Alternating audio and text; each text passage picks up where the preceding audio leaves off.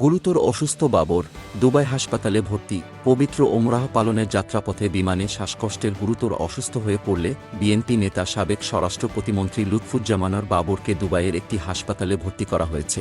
শুক্রবার ৩১ জানুয়ারি সকালে তার একান্ত সহকারী মির্জা হায়দার আলী গণমাধ্যমকে কথা জানান।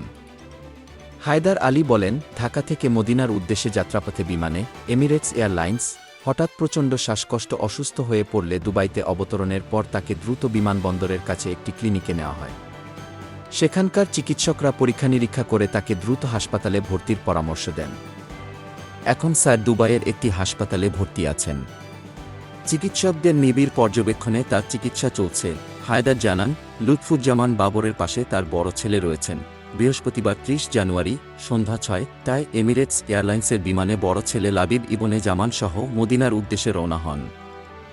এর কয়েক ঘণ্টা আগে আরেকটি ফ্লাইটে লুৎফুজ্জামান বাবরের সহধর্মিণী সহ পরিবারের অন্য সদস্যরা মদিনার উদ্দেশ্যে রওনা হয়েছিলেন। তারা মদিনা পৌঁছার পর জানতে পারেন বাবর অসুস্থ হয়ে দুবাইয়ে একটি হাসপাতালে ভর্তি হয়েছেন।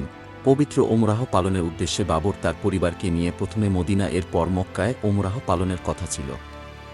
পরিবারের সদস্যরা লুৎফুজ্জামান বাবরের আশু আরোগ্য কামনায় দেশবাসী এবং দলের নেতাকর্মীদের কাছে দোয়া চেয়েছেন বলে জানান হায়দার।